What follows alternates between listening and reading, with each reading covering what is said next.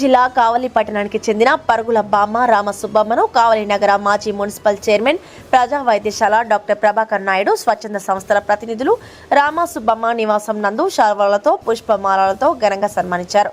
ఈ సందర్భంగా డాక్టర్ ప్రభాకర్ నాయుడు మాట్లాడుతూ 80 సంవత్సరాలు దాటిన రామసుబ్బమ్మ వెటర్నరీ క్రీడా పోటీలను, రాష్ట్ర, జాతీయ, అంతర్జాతీయ పోటీలను 32 బంగారు పతకాలు, 14 రజత పతకాలు, 3 కాంస్య పతకాలు సాధించి యువతకు ఆదర్శంగా నిలుస్తూ కావలికి పేరు ప్రఖ్యాతలు తీసుకువచ్చారని అన్నారు. భవిష్యత్తులో అంతర్జాతీయ పోటీలకు గాను నారా లోకేష్ దృష్టికి తీసుకువెళ్లి అంతర్జాతీయ పోటీల్లో పాల్గొంటారని రామసుబ్బమ్మ తెలియజేశారు. ఈ కార్యక్రమంలో ప్రసాదరావు, దిలీప్ కుమార్, మధుసూదన్ రావు, రమేష్ బాబు, మాలకొండారెడ్డి, రామచంద్రయ్య, రవికుమార్, బాబ్జీ, నాగరాజు, హాస్పిటల్ సిబ్బంది, రామసుబ్బమ్మ కుటుంబ సభ్యులు పాల్గొని హర్షం వ్యక్తం చేశారు. గొప్ప మహిళను జాతీయ, రాష్ట్ర స్థాయి, అంతర్జాతీయ స్థాయి వెటరన్ రన్నర్ శ్రీమతి వెంకట సుబ్బమ్మ గారిని ఆత్మీయ సత్కారం చేసుకునే మహద్భాగ్యాన్ని ఆ భగవంతుడు నాకు కల్పించిన దానికి ఆయనకు ప్రణామాలు అర్పించుకుంటూ ఈ కార్యక్రమాన్ని ఇంత ఘనంగా ఏర్పాటు చేసిన భాష స్వచ్ఛంద సంస్థలు, దీంట్లో పాల్గొన్న వారి కుటుంబ సభ్యులు, చెంచయ్య గారు పని కట్టుకొని వచ్చారు, జిల్లా నాయకులు, వాళ్ళ బంధువర్గం, ఎంతో నిజంగా ఆహ్లాదకరంగా ఆనందంగా ఉంది. ఇది నిజంగా నా చరిత్రలో లిఖించుకోగలిగిన ఒక గొప్ప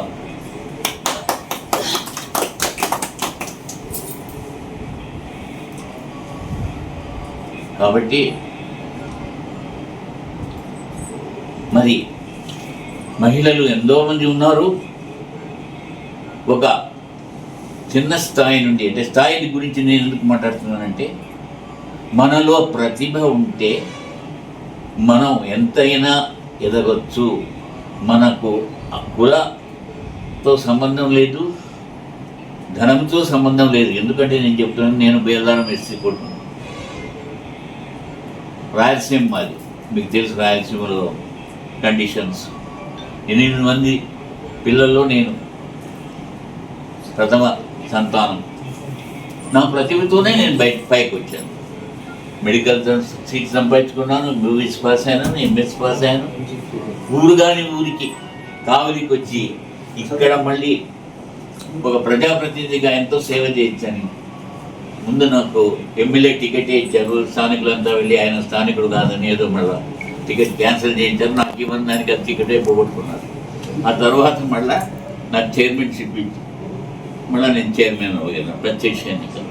సో నిర్మాణాత్మకమైన కార్యక్రమాలు చేసి ఈ ఊళ్ళో ఇప్పటికి కూడా అవి స్థాయిగా నిలిచిపోయేటట్టు చేశాం. ఎందుకంటే నేను చెప్పేది, మన కులంతో సంబంధం లేదు, ఏమిటో మనలో ప్రతిభ ఉంటే మనకి ఎంతకైనా ఎదుగుతాం, ఎంతైనా రాణిస్తాం. అది నేను అందరికీ ఇచ్చే ఒక సందేశం. చాలామంది అనుకుంటారు, అమ్మా ఆయనకు మినిస్టర్ ఉన్నాడు, ఈ వీలుంది, వాళ్ళ రికమెండేషన్ ఉన్నాడు, అది ఏం పడలేదు. టాలెంట్, ప్రతిభ ఉంటే ఏదైనా సాధించవచ్చు. అది మీ అందరికీ నేను ఇచ్చే సందేశం. నాకు ఈ అవకాశాన్ని ఇచ్చిన మీ అందరికీ కూడా కృతజ్ఞతలు తెలుపుకుంటున్నాను. ఇప్పుడు భాషా గారు తదితర కార్యక్రమాన్ని నిర్వహిస్తారు.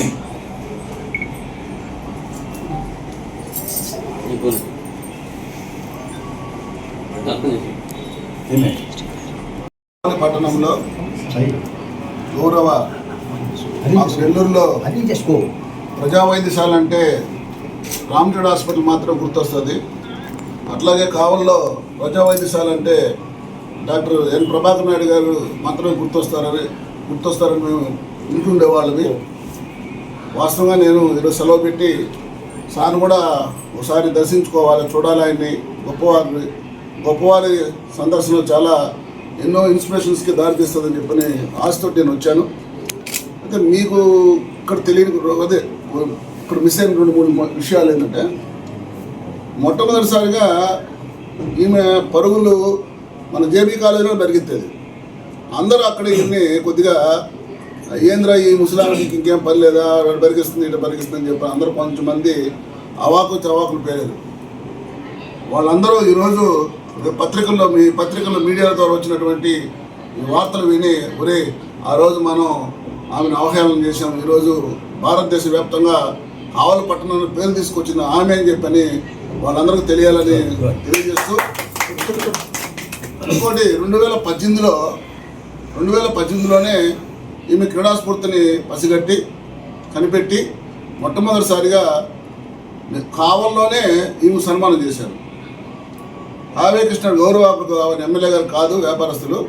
ఆ రోజుల్లోనే కావ్య కృష్ణారెడ్డి గారు క్రీడారత్న అవార్డు తోటి మన పాంప్లెట్స్ కూడా ఉన్నాయి, మీడియా ఇది కూడా ఉంది. కావలి క్రీడారత్న బిరుదుని పురస్కరించి ₹1,00,000 ఆ రోజుల్లో ₹1,00,000 కావ్య కృష్ణారెడ్డి గారు ఆ రోజు ఇవ్వడం జరిగింది. సో ఆమె సన్మానాల నాంది కావలిలోనే స్టార్ట్ అయింది. దాన్ని మేము కొనసాగిస్తూ 2018 డిసెంబర్ 28వ తారీఖున గౌరవ సోమిరెడ్డి చంద్రబాబు రెడ్డి గారు మన నెల్లూరులో కార్యక్రమం చేస్తూ ఆయన ద్వారా ఆమెని ఇంకా గిరిజన ఆణిముత్యం అని చెప్పని వెలుగులో తీసుకొచ్చాం. ఆ తర్వాత ఆమె అనేక రకాలైనటువంటి కార్యక్రమాలు కలకత్తా, వాస్తవంగా మనం ఒక రోజు జర్నీ చేయాలంటే మనమే అలసిపోతాం. కలకత్తా, ముంబై, కేరళ, అలాగే కర్ణాటకలో ఉడిపి, ఇటువంటి రాష్ట్రాలకు కూడా వెళ్ళొచ్చింది, బంగారు పథకాలు సాధించింది. దురదృష్టవశాత్తు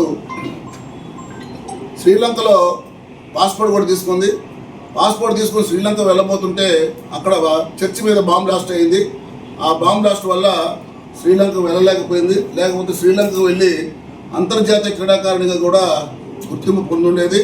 సో మనం గౌరవ ఈ విషయాన్ని తెలుసుకున్నటువంటి బీబీసీ న్యూస్ మొట్టమొదటిగా ఈమెను వెలుగులోకి తీసుకొచ్చింది బీబీసీ న్యూస్ వాళ్ళు. ఈమెను గుర్తించి బీబీసీ న్యూస్లో పెట్టారు. గౌరవ మంత్రివర్యులు శ్రీ నారా లోకేష్ గారు బీబీసీ న్యూస్లో ఆమె వార్త విని, మీరు చదివారు లేదో, బామ్మ నేను నీ మనవణ్ణి, నీకు ఏ సహాయం కావాలన్నా చేస్తాను, ఆయన మాట్లాడే మాటలు ఆయన టైప్ చేసింది దేంట్లో ట్విట్టర్లో పెట్టాడు. బామ్మ నీ మనవణ్ణి, నీకు ఏ సహాయం కావాలని చేస్తాను అని చెప్పాడు. త్వరలోనే ఆయన అపాయింట్మెంట్ కూడా గౌరవ ఎమ్మెల్యేల ద్వారా అపాయింట్మెంట్ కూడా తీసుకుంటాం, ఆయన కూడా కలుస్తాం. సో ఇలా ప్రస్తావన జరుగుతున్న సందర్భంలో ఇక అక్కడి నుంచి ఎప్పుడైతే నారా లోకేష్ గారు పెట్టారో ఇక TV9, NTV, AVR, ఇక మహా టీవీ, ఇక మొత్తం రాష్ట్రంలో ఉన్నటువంటి ప్రముఖ రాష్ట్ర ఛానల్స్ అన్నీ ఇంటికి పెరిగింది. ఆఖరికి సుమన్ టీవీ, లోకలు, 24/7. సో ఇన్ని రాష్ట్ర వ్యాప్తంగా ఆమెకు ఘనంగా ఆమెని ప్రాచుర్యం అయ్యేటట్టుగా చేశారు.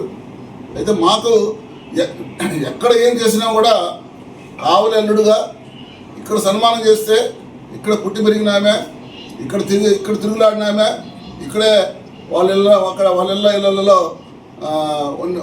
పాచి పని చేసుకుంటూ వాళ్ళ ఇళ్ళలోనే ఉండే ఆమె. ఇప్పుడు కూడా ఆమెకు కావాలంటేనే ప్రాణం. సగం నెల్లూరులో ఉంటుంది, సగం ఎక్కువ కావాలి వాళ్ళలోనే ఉంటుంది. కాబట్టి మాకు ఎన్ని సన్మానాలు జరిగినా కావలి సన్మానం అంటే మాకు వెరీ స్పెషల్గా భావించి నేను ఈరోజు మా మిస్సెస్ కూడా సెలవు పెట్టించి ఈరోజు కావలి సన్మానం రావడం జరిగింది.